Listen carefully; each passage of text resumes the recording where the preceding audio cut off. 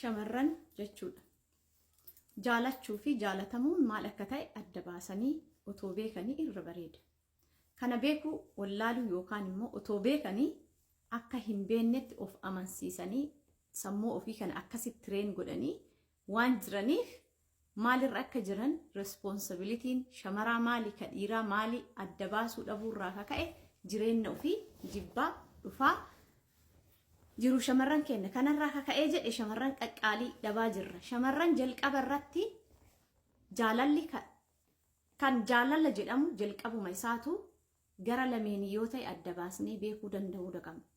Jaalalli tokko si qofa irratti fe'aa ta'aa jira taanaan situuyyuu caalatti isa jaalataa jira taanaan situuyyuu waa hunda irratti dursee argamaa jira taanaan dubbisuu irratti faayinaanshalii yaadaan waan garagaraatiin barreessuu bilbiluu irratti dursitee yeroo hunda situu argamaa jira inni bakka san irratti gadi aanaadha taanaan responsibility guddaa mataa keetii baadhattee jirta jechuudha. Kanaaf responsibilitiin jaalala keessatti ka dhiiraa maaliidha kan shamaraa maaliidha waan jedhu adda baastee beekuudha qabda lubbuu kan keetitti murteessuu dura.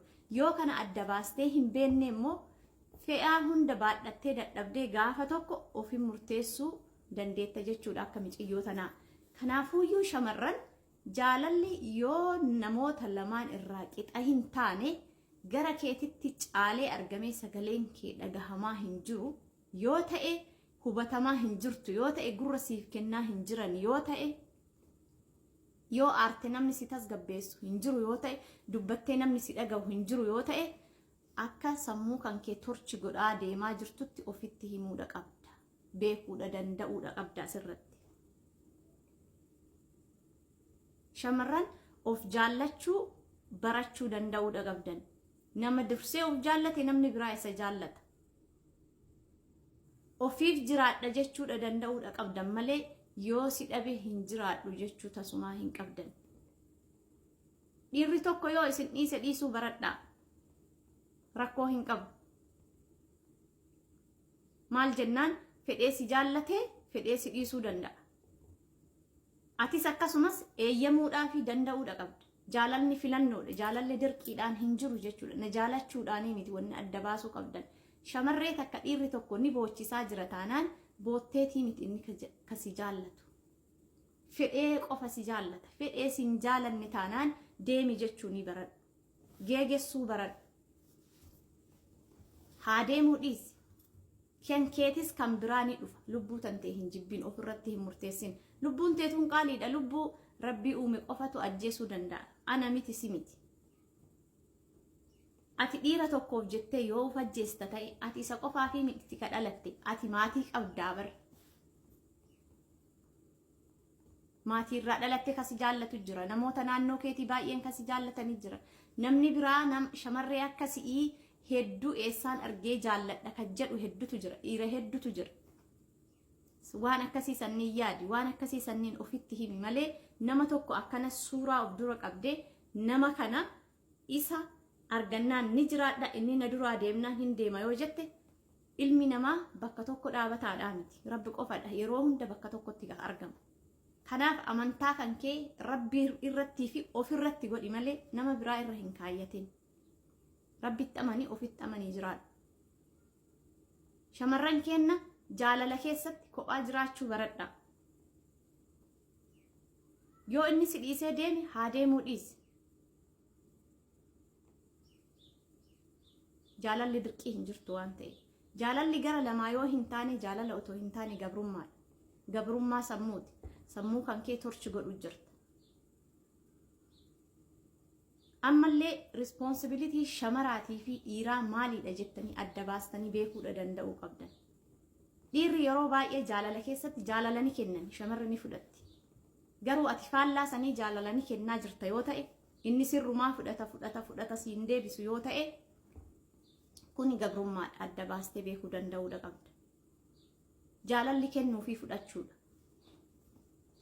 Kanaaf kophaa kan kee kennitee yoo gogee jedhe qaamni namaa kunis dhiigni kan kee kun jechuudha. qaama keessa deemuu dadhabee yoo dhaabate lubbuun onneen kan kee dhaabatee duutaa jechuudha. Kanaaf atis jaalala kennitee yoo dadhabde of dadhabda gara sammuu keetiitis si deebaxiin sammuu keetis si miidhama. Kanaaf shamarran jaalala haga kennitaniif haga kennuu hin qabne adda baasaa beeka. Ammallee responsibilitiin dhiiraatii fi shamaraa maali jaalala keessa jedha adda baasaa beeka. Kana yoo taate ati shamara dhugaati.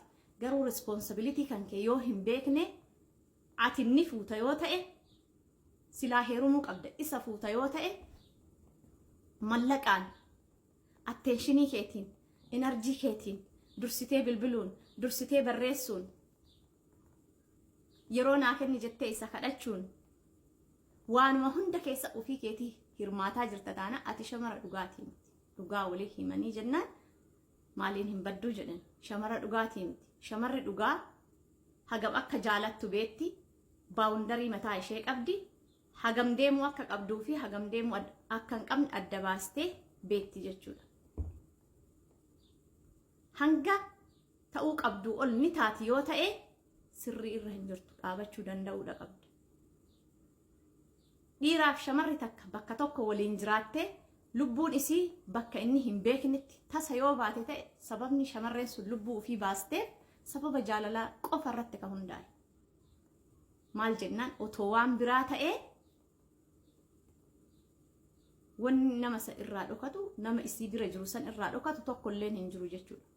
Sababa jaalalaa waan ta'eef jaalala kennuu malee fudhachuu waan hin dandeenyeef booda of jubbuun dhufaa jechuudha. Kanaaf sammuu kee yeroo hunda torchi godhuu irraa of qusadhu, of jaalladhu, baay'isii of jaalladhu. Nama tokko yoo qaamaan bira jiraatte nama sanirra hojjechuu dhiisi ofirratti hojjedhu yoo fageenya nama sanirraa argite yoo namni sun sirraa fagaata ta'e.